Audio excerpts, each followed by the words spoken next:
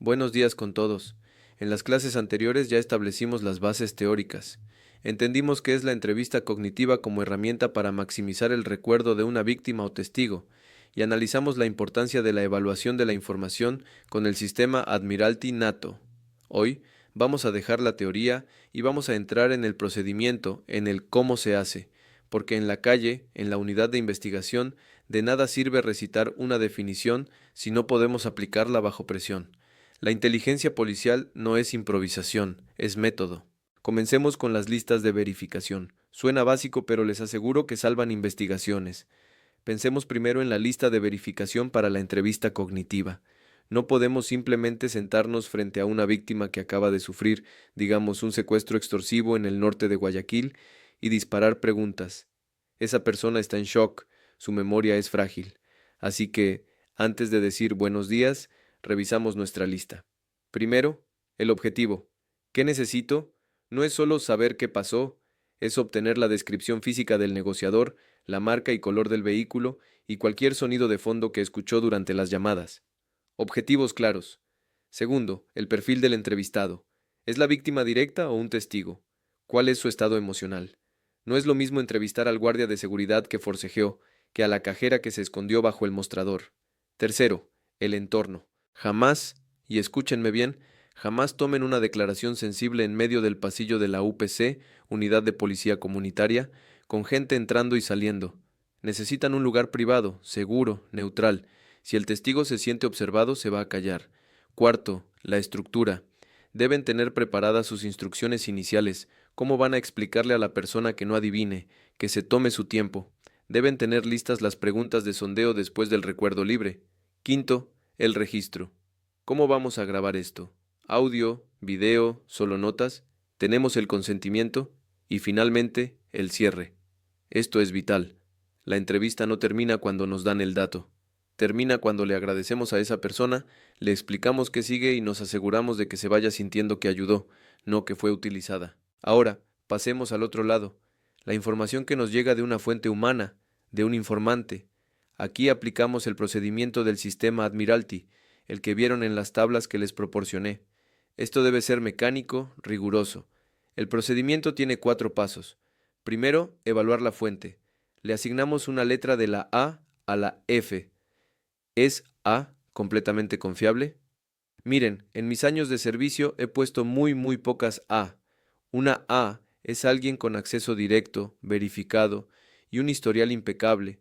Lo más común es trabajar con B, generalmente confiable, o C, bastante confiable. Quizás tenemos un C en el sector de la Mariscal, Quito, que nos ha dado datos buenos sobre microtráfico en el pasado, pero a veces exagera para que le paguemos más. Debemos justificar por qué es C.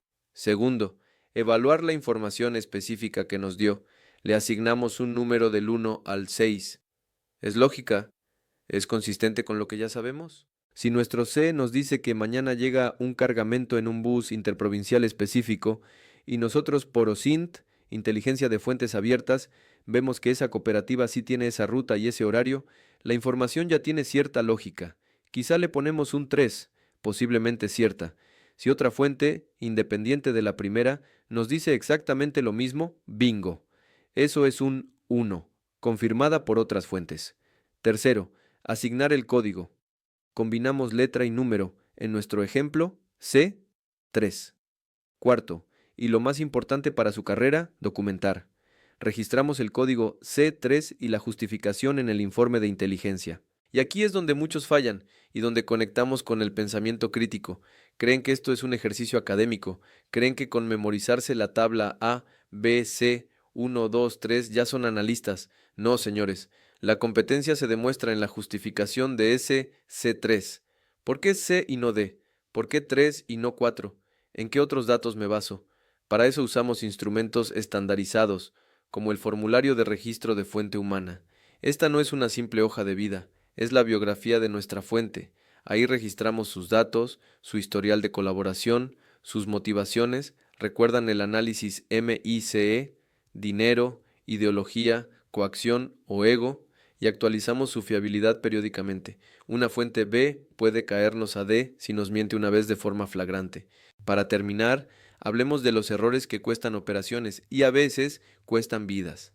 El error más común en el manejo de fuentes es el enamoramiento de la fuente. Source infatuation.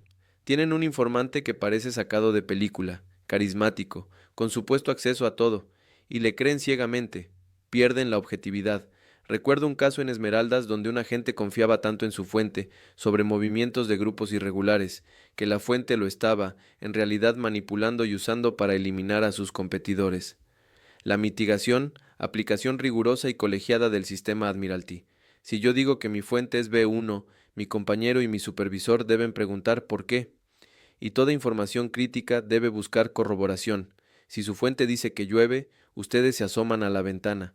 Además, es saludable rotar periódicamente a los manejadores de fuentes. El segundo error, esta vez en la entrevista al testigo, formular preguntas directivas. Le preguntan a la víctima del robo: el auto en el que huyeron era azul, ¿verdad? Error fatal. La víctima, nerviosa, con la memoria confusa, dirá: sí, creo que sí. Y ustedes acaban de contaminar la investigación, acaban de crear un recuerdo falso. La mitigación es disciplina y entrenamiento en la entrevista cognitiva mejorada. Usen preguntas abiertas. ¿Qué me puede decir del auto? Y se callan. Dejen que el recuerdo fluya. ¿Notó algo más sobre el auto? Finalmente, el error táctico. Exponer a la fuente a riesgos innecesarios. Citarse con el informante del mercado de San Roque, Quito, en la cafetería de al lado. Usar su mismo celular personal para llamarlo. Eso es negligencia. La mitigación es un plan de seguridad y comunicaciones para cada fuente, lugares de encuentro seguros, rutas de escape, señales de peligro. Quizás si él los llama primo en lugar de vecino, significa que está en problemas, y protocolos de emergencia claros. Miren, estos procedimientos no son burocracia. La lista de verificación de la entrevista asegura que la víctima sea tratada con dignidad y que obtengamos la mejor información. El sistema Admiralty nos obliga a ser objetivos y no apostar recursos en un C6 o un D5, y evitar estos errores nos mantiene a nosotros y a nuestras fuentes seguros. En inteligencia, el método lo es todo. La improvisación es el camino más corto al fracaso. Pero antes de pasar al caso práctico, quiero recalcar algo que es fundamental y que veo que falla mucho en la práctica. Es la conexión entre los errores que vimos y la evaluación que hacemos. No son cosas separadas. Cuando hablamos del formulario de registro de fuente humana y analizamos sus motivaciones, el maíz, dinero, ideología, coacción, ego, no estamos haciendo psicología barata, estamos haciendo análisis de riesgo y calidad. Esto impacta directamente en su código Admiralty. Por ejemplo, si usted sabe que su fuente trabaja principalmente por dinero, su fiabilidad, la letra, puede ser C o D si no le ha pagado a tiempo, porque la fuente podría buscar a alguien que sí le pague, quizás del otro bando, y la credibilidad de su información, el número, puede ser un 4, dudosa, porque esa fuente tiene un incentivo directo para inflar el dato, para hacerlo parecer más grande de lo que es, y así justificar un pago mayor. Si por otro lado la motivación es el ego, esa fuente querrá sentirse importante, el centro de la operación, le va a llamar a cada rato, le dará un volumen inmenso de información, pero mucho de eso será C4, C5, D4, mucho ruido y pocas nueces. Su trabajo como analista es saber que la motivación de su fuente, ego, le obliga a usted a triplicar la corroboración antes de asignar un 2 o un 3. Y es aquí donde la mitigación del enamoramiento de la fuente se vuelve real. Dije que la mitigación es la aplicación rigurosa y colegiada. ¿Qué significa colegiada? Significa que en su unidad usted no puede ser el único que evalúa a su propia fuente. Eso es un suicidio operativo. Usted no es un llanero solitario. Usted llegará a la reunión de análisis y presentará su dato. Tengo un B2. Y su supervisor o su compañero analista tiene la obligación de hacerle la defensa de tesis. Perfecto, justifíqueme ese B. ¿Cuál es el historial exacto de aciertos y fallos? ¿Por qué no es C? Ahora justifíqueme ese 2. ¿Qué pasos exactos tomó usted para corroborar que es probablemente cierto y no solo posiblemente cierto un 3?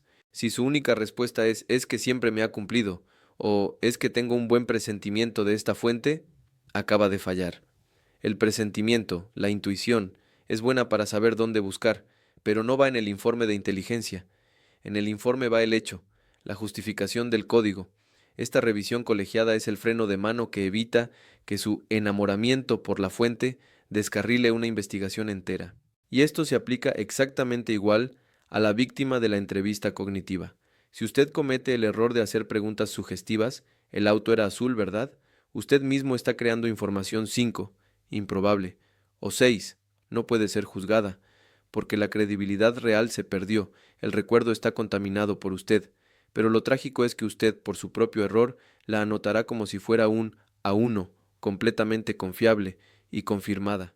Y ese, señores, es el peor escenario posible en inteligencia, tener una confianza absoluta en información que es en realidad basura que usted mismo fabricó. Así se construyen casos que se caen en la corte. ITESUT, Instituto Superior Tecnológico Universitario de Transporte.